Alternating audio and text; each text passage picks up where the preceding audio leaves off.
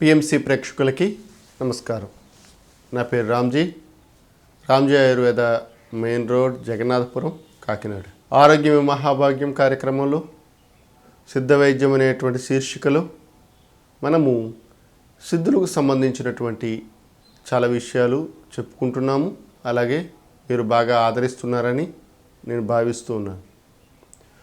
సిద్ధుల గురించినటువంటి విషయాలు చాలా అద్భుతమైనటువంటి ఆనందాన్ని, ఆశ్చర్యాన్ని, అంతేకాకుండా మన వాళ్ళలో అంటే మన భారతదేశంలో ఇంత గొప్పదైనటువంటి సంస్కృతి సంప్రదాయాలు ఉన్నాయా, ఇంత ఆరోగ్యాన్ని ఇచ్చేటువంటి ఆచార వ్యవహారాలు ఉన్నాయా అనేటువంటి ఆలోచన సిద్ధ వైద్యం టాపిక్ చూసినటువంటి ఈ ఎపిసోడ్లు చూసినటువంటి ప్రతి ఒక్కరికి కూడా కలుగుతుంది. ఎందుకనంటే మనకి తెలిసినటువంటి విషయం చాలా తక్కువ. నేను కేవలం అవగాహన కోసం మాత్రమే కొన్ని విషయాలు చెప్పడానికి ముందుకు వస్తున్నాను. నాకు తెలిసినటువంటి పరిధిలో మీకు ఎవ్వరికీ కూడా ఇబ్బంది కలిగించినటువంటి స్థితిలో చిట్కాలను కానీ విషయాలను కానీ ఆయా సందర్భానుసారంగా చెప్పడం జరుగుతుంది. ఏదైనా ప్రక్రియను అవలంబించే ముందు ఒకవేళ ఇబ్బంది కలిగించే పదార్థం అయితే ఖచ్చితంగా నేను ఆ సూచనలు, సలహాలు చెప్తూ ఉన్నాను. ఏది ఏమైనప్పటికీ భారతదేశంలో రెండు కళ్ళులా వెలుగొందినటువంటి సిద్ధ వైద్యం కానీ ఆయుర్వేద వైద్యం కానీ ఈ రెండూ కూడా ఈ మధ్య కాలంలో మరలా ప్రాచుర్యం పొందుతున్నాయి. అంటే ఒకానొక టైంలో ఉత్కృష్టమైనటువంటి స్థితికి వెళ్ళి 1930 సంవత్సరం నుంచి వచ్చినటువంటి కొత్త వైద్య విధానాల వల్ల చాలా మట్టుకి ఈ రెండు వైద్యాలు కూడా వాటి యొక్క మనుగడ ప్రశ్నార్థకంగా మారింది. దాదాపుగా జనాలు మర్చిపోయేటువంటి స్థితిలో మరలా సిద్ధుల యొక్క అనుగ్రహము, పూర్వపు మహర్షులు లేదా ఋషుల యొక్క సంకల్పం తెలియదు. కానీ ఈ మధ్యకాలంలో సిద్ధ వైద్యము మరియు ఆయుర్వేద వైద్యము ఈ రెండింటికి సంబంధించి అనేక మంది తెలుసుకోవాలనేటువంటి ఆకాంక్షతో ముందుకు వచ్చారు. వారి యొక్క తెలుసుకునేటువంటి తృష్ణని మనము ఆదరించి వారికి కావలసినటువంటి జ్ఞానాన్ని, అంటే సిద్ధ వైద్యానికి సంబంధించిన జ్ఞానాన్ని ఇవ్వటం కోసం నేను ఆరోగ్యం మహాభాగ్యం కార్యక్రమంలో సిద్ధ వైద్యం శీర్షికలో అనేక రకాలుగా సిద్ధులకు సంబంధించినటువంటి విషయాలు చెప్తున్నాను.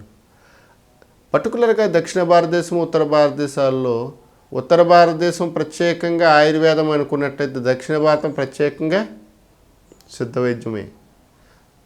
అంటే భారతదేశంలో ఎంత ఉత్కృష్టమైనటువంటి వైద్య విధానాలు ఉన్నాయి అంటే ప్రపంచాన్ని శాసించగల ఫ్యూచర్లో వచ్చేటువంటి అన్ని రకాలైనటువంటి వ్యాధులకి వాళ్ళు సూత్రాలతో సహితంగా మందులు రాయడం జరిగింది. దానికి సంబంధించినటువంటి బేసిక్ ప్రిన్సిపల్స్ రాశారు. కానీ అవి మనం అర్థం చేసుకుని సాధించేటువంటి స్థితిలో మనం లేము. ఒక మూలికలో ఏ కెమికల్ ఉంది, ఆ కెమికల్ వల్ల ఆ రోగం ఎలా తగ్గుతుందని ఆలోచిస్తున్నాం. కానీ ఒక మూలికలో ఒక కెమికల్ ఉండదండి, అనేక రకమైన కెమికల్స్ ఉంటాయి. ఉదాహరణ నేను చెప్పినా మీకు ఇబ్బంది అవుతుందేమో, అయినప్పటికీ నిజం నిష్ఠూరంగా ఉన్నప్పటికీ నేను చెప్పడానికి మీకు సంకోచించట్లేదు. ఒకానొక సమయంలో అంటే 1930 తర్వాత సంవత్సరాల్లో సిద్ధ వైద్యంలోనూ ఆయుర్వేద వైద్యంలోనూ రావుల్ఫియా సర్పంటైనా అనేటువంటి ఒక మొక్క ఉండేది. ఇప్పుడు కూడా ఉందనుకోండి. ఆ మొక్కని సాధారణంగా సర్పగంధ పేరుతో రెండు వైద్య విధానాల్లోనూ వాడుతున్నారు. ఇది రక్తానికి సంబంధించినటువంటి వేగాన్ని తగ్గించడానికి, అంటే బ్లడ్ ప్రెషర్ తగ్గించడానికి చాలా అద్భుతంగా హిమాలయ లాంటి కంపెనీలు వాడడం జరిగింది. సర్పిన్ అనేటువంటి ట్యాబ్లెట్స్ పేరుతో మనకు దొరికేవి. దురదృష్టము లేకపోతే కలిమాయో తెలియదు, కానీ అప్పటి వరకు అలోపతి వైద్య విధానంలో బీపీకి మందులు లేవు. కానీ ఎప్పుడు రీసెర్చ్ చేసి ఆధునికత లేకపోతే శాస్త్రీయత పేరుతో అసలు ఈ మందులో ఏముందని వాళ్ళు రీసెర్చ్ చేసినప్పుడు ఒక ఆల్కలైడ్ వాళ్ళు కనిపించింది. దాని పేరే రెసర్పిన్ అనేటువంటి ఆల్కలైడ్. ఈ ఆల్కలైడ్ని కృత్రిమంగా తయారు చేసి ఆ మందు వాడడం వల్ల బీపీ తగ్గింది. దాంతోపాటు అనేక దుష్ప్రభావాలు కలిగినాయి. ఇమీడియట్గా అలోపతి వైద్యులు లేదా వైద్య విధానంలో సర్పగంధ మొక్కను బ్యాన్ చేశారు. కానీ మొక్కతో తయారు చేసినటువంటి సర్పగంధ టాబ్లెట్స్ ఈరోజు కూడా అద్భుతంగా పనిచేస్తున్నాయి. కానీ కృత్రిమంగా తయారు చేసినటువంటి రెసర్పిన్ ఆల్కలాయిడ్కి సంబంధించినటువంటి మందు మాత్రం దుష్ప్రభావాలకి గురి చేస్తూ ఉంది. యాక్టివ్ ఇంగ్రీడియంట్ లేదా యాక్టివ్ ప్రిన్సిపల్ ఏదైతే ఉందో కేవలం దాన్ని మాత్రం దృష్టిలో పెట్టుకుని కెమికల్స్ రూపంలో వెళ్ళినప్పుడు మనకి అటువంటి విధానాలు కలిగినాయి. కేవలం సర్పగంధ మొక్కలో రెసర్పిన్ ఆల్కలైడే కాదు, దాదాపు 80 నుంచి 150 వరకు కెమికల్స్ ఉన్నాయి. సర్పిన్ కాకుండా మిగతా ఉండేటువంటి ఈ కెమికల్స్ అన్నీ కూడా అది వేగవంతంగా పనిచేయకుండా సమర్థవంతంగా జాయిగా ప్రకృతి పరంగా పనిచేసే టెక్నాలజీ మనకి మొక్కల్లో ఉంది. సహజసిద్ధంగా తయారైనటువంటి వాటిలో సహజ సిద్ధంగా పంచభూతాత్మకమైనటువంటి శరీరానికి సంబంధించినటువంటి స్థితి ఉంటుంది. అంటే ఏ విధంగా అబ్జర్వ్ చేయాలి, అబ్జర్ప్షన్ ఏ విధంగా ఉండాలి అనేటువంటి విషయాలు ప్రకృతికే తెలుసు. మనం మందు కింద ప్రకృతిలో ద్రవ్యాన్ని వాడినప్పుడు అది శరీరానికి అవసరమైన స్థితిలో మందు అందిస్తుంది. దాని టెక్నాలజీ అది. కానీ మనం కృత్రిమంగా తయారు చేసుకున్నటువంటి మందులు ఏవైతే ఉన్నాయో అవి ఇమీడియట్గా శరీరంలోకి వెళ్ళి దాని కర్మల్ని లేదా దాని గుణాలని చూపిస్తూ ఉంటుంది. మరి సిద్ధులు ఏనాడో దానికి సంబంధించినటువంటి విషయాల్ని మనకి చెప్పడం జరిగింది. కానీ వాటిలన్నిటిని మనం పక్కన పెట్టి కృత్రిమముగా తయారైనటువంటి ఔషధాలు మందులతో కొత్త కొత్త రోగాలు తెచ్చుకుంటూ ఈ మధ్యకాలంలో కాస్త జనాలలో కొత్త చైతన్యం ఏర్పడింది. అదేమిటంటే ప్రకృతిని నమ్ముకుంటే మన శరీరం ప్రకృతిగా ఉంటుంది, ఆరోగ్యంగా ఉంటుంది. కాబట్టి ప్రకృతికి దగ్గరగా ఉందాము, ప్రకృతిని ఆరాధిద్దాము అనేటువంటి విషయాలతో ప్రతి ఒక్కరూ కూడా వారి ఆలోచన సరళిలో ఆలోచన విధానంలో మార్పులు కలిగినాయి. ఇది ఆనందించదగ్గ విషయమే అయినప్పటికీ ఇటువంటి టైంలో వారిని ఇబ్బంది పెట్టకూడదు. అంటే వారికి ప్రపంచంలో ఉండేటువంటి జ్ఞానం అంతా మందని చెప్పడం మంచిదే, కానీ అర్థం పర్థం లేనటువంటి విధానాలని విషయాలను మాత్రం చెప్తే ఉన్నటువంటి ఆసక్తి మొత్తం పోతుంది. అయ్యో ఇదేదో అర్థం కాని సబ్జెక్టు, దీని జోలికి మనం వెళ్ళకూడదు అనేటువంటి స్థితి కలుగుతుంది. అటువంటి స్థితి కలగకుండా ఉండటానికి ప్రతి ఒక్కరూ ఆచరించడానికి అనువైనటువంటి సులభమైనటువంటి అనేక చికిత్సల్ని, పద్ధతుల్ని, చిట్కాలని, జీవన సరళిని, సంప్రదాయాలని, అలాగే వారు చేసినటువంటి ఉత్కృష్టమైనటువంటి విజ్ఞానాన్ని కొద్దిగా కొద్దిగా కొద్దిగా కొద్దిగా ఇస్తూ ఉన్నాం. మన పూర్వులు మనకన్నా చాలా తెలివైన వారు. ప్రకృతిని వారు అర్థం చేసుకున్నటువంటి రీతిలో మనం అర్థం చేసుకోలేకపోయాం. నేను చాలాసార్లు చెప్పాలనుకున్న విషయం ఏమిటంటే ఇంత ఉత్కృష్టమైనటువంటి జ్ఞానము ఏ విధంగా నాశనం అయిపోయింది అని ఈరోజు మీకు చెప్పడానికి నేను ప్రయత్నం చేస్తాను. దాదాపు మన భారతదేశము 200 సంవత్సరాలు పరాయి పాలనలో మగ్గింది. అది మీకు చరిత్ర చదివితే తెలుస్తుంది. ఈరోజు మన టాపిక్లో తలకు సంబంధించినటువంటి అంటే శిరో సంబంధమైనటువంటి రోగాలలో కొన్ని రోగాల గురించి మనం మాట్లాడుకుందాం. సాధారణంగా శిరస్సు అనేటువంటి వాటిల్లో కఫము, వాతము సంబంధించినటువంటి రోగాలు, పిత్త రోగాలు కూడా వస్తూ ఉంటాయి. తల దిమ్ము అంటే ఏమీ తెలియకపోవడం లేదా తలలో ఏదో జరుగుతుంది అనేటువంటి ఫీలింగు, అంటే స్పర్శ జ్ఞానం ఉన్నట్టు ఫీలింగ్ ఉండదు. ఇటువంటి వారికి అద్భుతమైనటువంటి ఔషధాన్ని ఈరోజు మీకు నేను చెప్తాను. మన పెరటులో ఉండేటువంటి మొలగ కూరని కనుక పప్పు వేసుకుని వండుకు తిన్నట్లయితే తలదిమ్ము రోగం అనేటువంటిది తగ్గుతుంది. లేదా ఛాయ పసుపు లేదా పచ్చి పసుపుని నశ్యం గనక చేసినప్పుడు తలదిమ్ము రోగం అనేటువంటిది తగ్గిపోతుంది. ఈ 2 చిట్కాలు తలదిమ్ము తగ్గడానికి అద్భుతమైనటువంటి చిట్కాలు. అలాగే తల తిప్పు రోగం అంటే తల తిరిగిపోయినట్టు ఉంటుంది, వాంతి వచ్చినట్టు ఉంటుంది, వికారంగా ఉంటుంది, ఏ పని మీద ధ్యాస ఉండదు. అటువంటి వారికి అద్భుతమైనటువంటి చిట్కాలని మన పురాతనమైనటువంటి ఆయుర్వేద సిద్ధ వైద్యులు చెప్పడం జరిగింది. అందులో మరీ ముఖ్యంగా కొన్ని రకాలైనటువంటి పదార్థాలలో తల దిమ్ముని తల తిప్పుని తీసేటువంటి గుణాలు ఉన్నాయి. ఉదాహరణకి తల తిప్పు ఉన్నటువంటి వారు తెల్లని పంచదార యొక్క నీళ్ళని అంటే పంచదార నీళ్ళని కనుక తాగినట్లయితే తల తిప్పు తగ్గుతుందట. అలాగే జీలకర్ర కషాయం కాచుకుని ఒక 10 ml నుంచి 20 ml వరకు కనుక తాగినప్పుడు మనకి ఆ తల తిప్పు అనేటువంటిది తగ్గుతుంది. అలాగే ధనియాల యొక్క కషాయం కూడా తల తిప్పుని తగ్గించడానికి ఉపయోగపడుతుంది. ఈ జీలకర్ర ధనియాలు కషాయాల్లో కొద్దిగా పంచదార వేసుకొని తీసుకున్నట్లయితే తల తిప్పు రోగం అనేటువంటిది చాలా మట్టుకి తగ్గుతుంది. అంతేకాకుండా మూలికల్లో బాగా చేదుగా ఉండేటువంటి కటుకరోహిణి అనేటువంటిది రెగ్యులర్గా కనుక మనకి 250 mg మోతాదులో కనుక వాడినప్పుడు తల తిప్పు రోగం అనేటువంటి తగ్గుతుంది. పుదీనా అనేటువంటి దాన్ని రోజు వాసన చూస్తూ ఉన్నట్లయితే తల తిప్పు రోగము తగ్గుతుంది.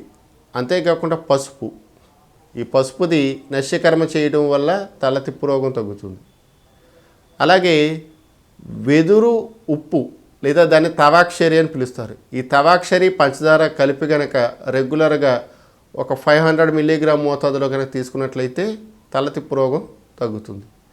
అంతేకాకుండా మనకి భస్మాలలోకి వచ్చేటప్పటికి మనకి హేమమాక్షికాలతో తయారు చేసినటువంటి భస్మం కానీ, పైచాంతక రసం కానీ, లేకపోతే సూర్యవర్తి కానీ తల తిప్పు రోగాన్ని తగ్గించడానికి అద్భుతంగా పనిచేస్తాయి. ఈ మందులలో సాధారణంగా గర్భవతులకు వచ్చేటువంటి వికారము, తల తిప్పు అనేటువంటి రోగాలకి మాదిఫల రసాయనం అనేటువంటి పేరుతో మార్కెట్లో మనకి ఒక ఔషధం దొరుకుతుంది. ఆ ఔషధాన్ని రోజు 1/2 చెంచాడు మోతాదుడు ఒక మధ్యాహ్నం పొద్దుట సాయంత్రం అంటే ఉదయం మధ్యాహ్నం సాయంత్రం జాయిగా చప్పలిస్తూ తీసుకున్నట్లయితే గర్భవతుల్లో కలిగేటువంటి తల తిప్పు రోగము లేదా వామిటింగ్ సెన్సేషన్ వచ్చేటువంటి ఈ రోగం ఏదైతుందో వేవిళ్ళు, ఎక్కుళ్ళు, వాంతులు 3 కూడా తగ్గిపోతాయి. లవంగ చూర్ణాన్ని తేనెతో కానీ పటిక బెల్లంతో కానీ తీసుకున్నప్పుడు తల తిప్పు రోగం తగ్గుతుంది. అంతేకాకుండా ఎస్టి మధువు లేదా అతి మధురము యొక్క వేరుని బొగ్గన పెట్టుకుని జాయిగా ఊట మింగుతూ ఉన్నట్లయితే తల తిప్పు రోగం తగ్గుతుంది. ఇవేమీ కాదండి, సింపుల్గా నాకు తల తిప్పు రోగం తగ్గిపోవాలంటే ముమ్మాయిని చిన్న మోతాదు, ఎంత మోతాదు అంటే బియ్యపు గింజ మోతాదు పంచదార నీళ్ళలో కలుపుకొని కనుక తీసుకున్నట్లయితే తల తిప్పు రోగం అనేటువంటిది చాలా అద్భుతంగా తగ్గిపోతుంది. ఇందులో ఎటువంటి సందేహము లేదు.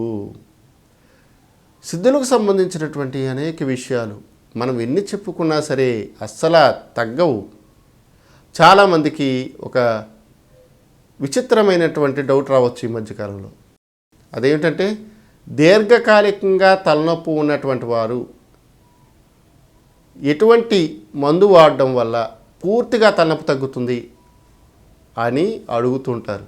అటువంటి తలనొప్పికి అద్భుతమైనటువంటి మందు ముమ్మాయి. ఈ ముమ్మాయిని కనుక పంచదార నీళ్ళలో ఒక చిటికెడు మోతాదు అంటే మనకి ఒక మినపగింజ మోతాదు పంచదార నీళ్ళలో కలిపి తాగినట్లయితే పురాణమైనటువంటి దేనికి తగినటువంటి శిరోరోగము తగ్గుతుంది. మరి ముమ్మాయి దొరకదండి, వేరే ప్రత్యామ్నాయం చెప్పండి అని అడిగితే కనుక నేల తంగేడు అనేటువంటి మొక్క ఉంది. ఇది ప్రత్యేకంగా మధుమేహ వ్యాధిలో బాగా ఉపయోగపడేటువంటి మొక్క. దీని యొక్క కషాయాన్ని కనుక రెగ్యులర్గా తాగారనుకోండి పురాతనమైనటువంటి శిరోవాతం తగ్గుతుంది. అంతేకాకుండా తలలో జలుబు శ్లేష్మం ఎక్కువగా పెరిగిపోయినాయి అనుకోండి, దానివల్ల తలపోటు వస్తుంది. అంటే ఇందాక 2 కూడా ఒకటేమో వాతానికి సంబంధించి ఒకటేమో పిత్తానికి సంబంధించి చెప్పాను. ఇప్పుడు నేను చెప్పేది ఏమిటంటే కఫానికి సంబంధించి, అంటే కఫ ప్రభావం వల్ల జలుబు శ్లేష్మం కనుక తలలో పెరిగిపోయి వారికి తలపోటు వచ్చిందనుకోండి, దానికి అద్భుతమైన మందు ఏంటంటే పిప్పలి మూలము లేదా మూడి అని పేరు కలిగినటువంటి దాన్ని శుభ్రంగా చూర్ణం చేసి పౌడర్ చేసుకుని దాని తేనె అనుపానంతో కనుక రెగ్యులర్గా వాడినప్పుడు పురాతనమైనటువంటి జలుబు శ్లేష్మం కూడా తగ్గిపోతాయి.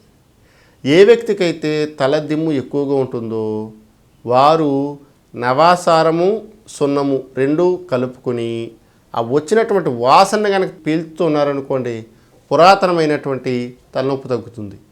అంతేకాకుండా దాల్చిన చెక్క నూనె, సిన్నమోనియం అంటాం కదా, ఆ ఆయిల్ని కానీ యూకలిప్టస్ ఆయిల్ కానీ వాసన చూస్తూ ఉన్నట్లయితే కూడా శిరోరోగము లేదా తలనొప్పి అనేటువంటిది తగ్గుతుంది.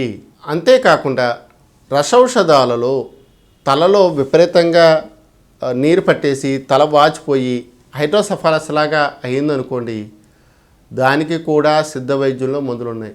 ఉదాహరణకి రసభస్మం కానీ రసకర్పూరం కానీ. దీన్ని శుద్ధి చేయడము భస్మం చేయడం అనేటువంటివి మనం ఈ ఎపిసోడ్లో చెప్పుకోకూడదు, ఎందుకంటే ఈ రెండు కూడా విషయుతమైనటువంటివి ధాతువులు.